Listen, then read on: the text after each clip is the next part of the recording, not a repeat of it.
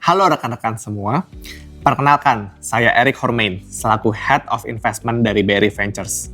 Selamat datang kembali di Moving Forward bersama BRI Ventures. Setelah pada episode sebelumnya, rekan-rekan mempelajari jenis produk apa yang dapat ditawarkan dan bagaimana memilih co-founder sebagai partner dalam membangun startup, maka dalam episode kali ini kita akan membahas langkah berikutnya yang sangat penting bagi perkembangan startup rekan-rekan, yaitu bentuk legalitas usaha yang cocok untuk startup.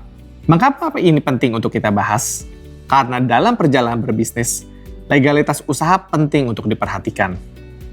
Bahkan, ada baiknya mengurus pendirian legalitas ini dilakukan sedini mungkin sebagai fondasi kuat dalam melakukan kegiatan operasional dan untuk perlindungan bisnis Anda. Selain itu, legalitas badan usaha ini akan menjadi kebutuhan dasar, terutama bagi rekan-rekan yang ingin melakukan penggalangan dana, atau biasa disebut dengan fundraising. Karena pada umumnya, investor hanya akan berinvestasi di perusahaan yang legalitasnya sudah jelas. Di Indonesia sendiri, terdapat 4 bentuk legalitas badan usaha, yaitu yang pertama berbentuk perseorangan, yang kedua adalah firma, yang ketiga adalah CV atau persekutuan komanditer, dan yang terakhir adalah PT atau perseroan terbatas. Nah, mari kita bahas satu persatu. Yang pertama, perseorangan.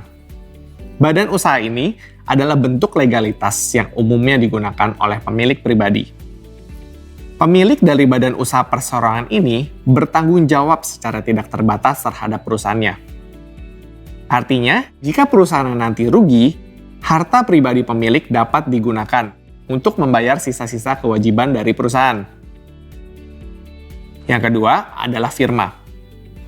Firma adalah persekutuan yang dibentuk 2 atau lebih pendiri agar dapat menjalankan perusahaan dengan nama bersama, serta bertanggung jawab secara tidak terbatas.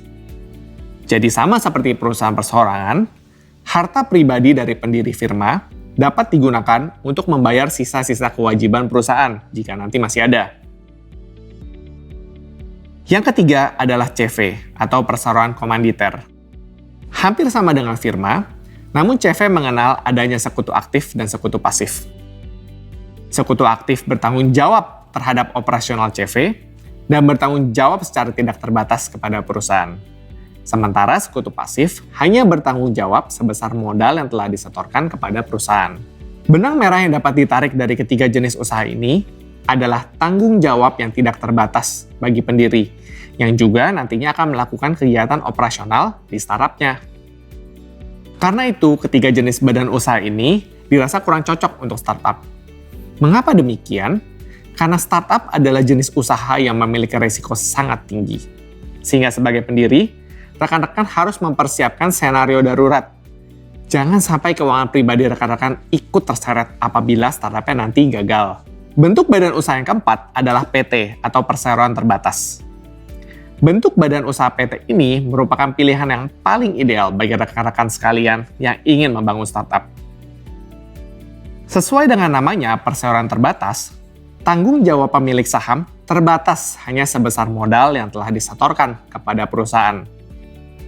Tapi tidak hanya itu, ada juga beberapa hal lain yang membuat PT menjadi badan usaha paling tepat untuk pendirian startup rekan-rekan. Salah satunya adalah kejelasan kepemilikan saham dan hak setiap pemilik saham.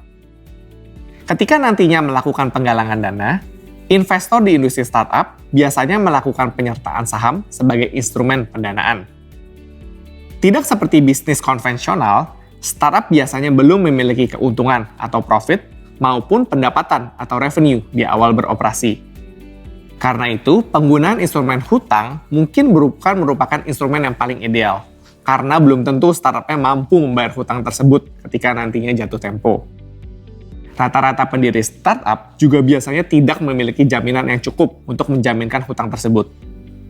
Ingat, jika berbentuk PT, tanggung jawab pemegang saham terbatas hanya pada modal yang disetorkan, sehingga pemilik modal biasanya menolak karena tidak ada jaminan uangnya akan kembali nanti jika pinjamannya dalam bentuk hutang. Kejelasan hak pemilik saham juga akan menjadi sangat penting karena sebagai pemilik modal, investor akan meminta hak yang lebih tinggi dibandingkan pendiri, walaupun jumlah sahamnya nanti sama. Sebagai pendiri atau founder, biasanya rekan-rekan nanti akan mendapatkan saham biasa. Namun investor yang menyetorkan modal biasanya akan meminta saham preferen dengan hak yang lebih tinggi dibandingkan saham biasa tadi. Contohnya adalah preferensi likuidasi yang lebih dahulu dibandingkan saham biasa. Hak ini mengatur pembagian sisa aset perusahaan pada skenario penutupan perusahaan atau jika perusahaan teman-teman nanti diakuisisi. Dengan menggunakan badan usaha PT, investor dan founder selaku pemegang saham dapat membuat shareholder agreement atau perjanjian pemegang saham yang secara gamblang mencerminkan preferensi tersebut. Jika sekarang sudah jelas pentingnya memiliki badan usaha yang cocok untuk startup rekan-rekan, pertanyaan selanjutnya adalah bagaimana caranya membuat PT dan berapa biaya yang dibutuhkan. Jangan khawatir dalam memutuskan hal ini, karena pembuatan PT tidaklah serumit dan sama hal seperti yang rekan-rekan bayangkan. Langkah pertama untuk membuat PT, yaitu mempersiapkan nama perusahaan dan data-data administrasi standar seperti KTP dan NPWP seluruh pemegang saham dan pengurus PT. Langkah kedua adalah membagi alokasi saham.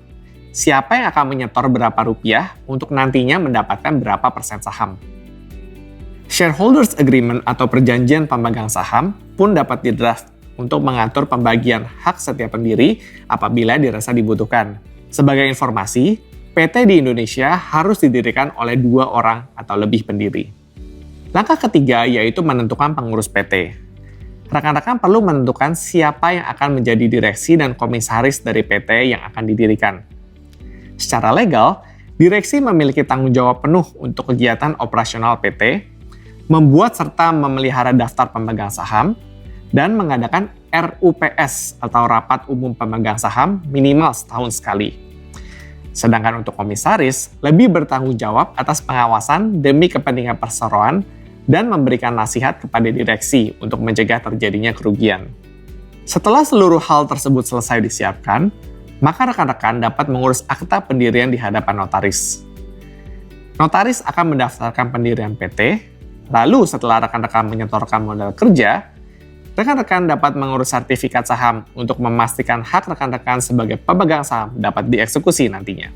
Berdasarkan Undang-Undang Nomor 40 Tahun 2007 tentang perseroan terbatas, untuk membuat PT, minimal modal dasar adalah 50 juta rupiah dan minimal 25% dari modal dasar tersebut harus ditempatkan dan disetor. Jadi, untuk mendirikan PT, rekan-rekan harus mempersiapkan minimum 50 juta rupiah tadi sebagai modal dasar dan cukup menyetor 12,5 juta rupiah saja dari modal tersebut ke dalam rekening PT. Jangan takut, karena modal yang telah disetor itu dapat nantinya digunakan untuk dana operasional perusahaan dan tidak perlu diendapkan dalam rekening. Jadi, biaya yang benar-benar dikeluarkan untuk mendirikan PT hanyalah biaya notaris yang biayanya bervariasi tergantung jumlah modal yang telah ditetapkan oleh perusahaan rekan-rekan sekalian. Demikianlah penjelasan mengenai bentuk badan usaha yang cocok untuk startup. Intinya, bentuk badan usaha PT merupakan pilihan yang paling ideal bagi rekan-rekan sekalian yang ingin membangun startup.